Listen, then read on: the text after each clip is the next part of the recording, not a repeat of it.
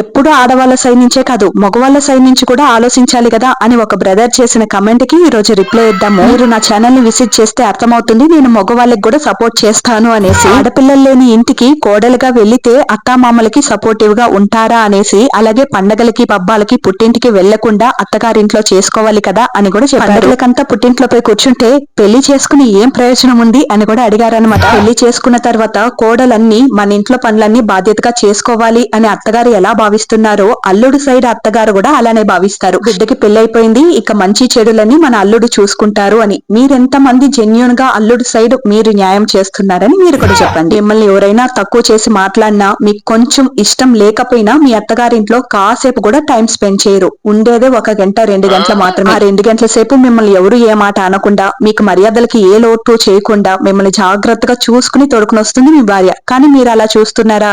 కానీ కాదు. ఇక్కడ కారు మోస్తూ ఉన్నా ఎన్ని మాట్లాడుతూ ఉన్నా ఎన్ని తిట్లు తిడుతూ ఉన్నా గమ్ముని తన పని చేసుకుని వస్తుంది. లేదా వాళ్ళని ఎదిరించి మాట్లాడితే గయ్యాలి అని పేరు పెట్టేస్తారు. నిజమా కదా? ఇలాగేదైనా చెప్తే అది మీ బాధ్యత, మీరు చేయాలి కదా అని కూడా అంటారు. భర్త లేకుండా భార్య తనిగా తన పండగని చేసుకోగలుగుతుందా అని కూడా అడిగారు. ఏ భార్య అలా ఆలోచించదు. ప్రతి ఒక్క పండక్కి భర్త కూడా ఉండాలని ఆలోచిస్తుంది. అలాగనేసి అమ్మగారింట్లోపై కూర్చునింది అని మాత్రం చూస్తున్నారు కానీ తనకి ఎంత ఆశ ఉంటుంది అని మాత్రం ఆలోచించారు కదా. ఏ పండగ వచ్చినా మా ఇంట్లో ఇలా జరుగుతుంది అలా జరుగుతుందని మీరెంత ఆశపడతారో ప్రతి ఒక్క ఆడబిడ్డ కూడా తన ఇంట్లో ఎలా జరుగుతుంది అని గుర్తులు చేసుకుని బాధపడతారే గాని పరిగెత్తిపోయి అమ్మగారింట్లో కూర్చోరండి. అలా వెళ్ళాలి అని అనుకున్న అత్తగారింట్లో బాధ్యతలన్నీ పూర్తి చేసిన తర్వాతే అమ్మగారింటికి వెళ్తుందే కానీ ముందుగానే పోయి కూర్చోవాలి అని అనుకోదు కదా. ఏ మగవాళ్ళని ఏ అత్తమామల్ని విలన్ గా చూపించడం లేదు. ఉండేదే చెప్తున్నా, మాట్లాడుతున్నా.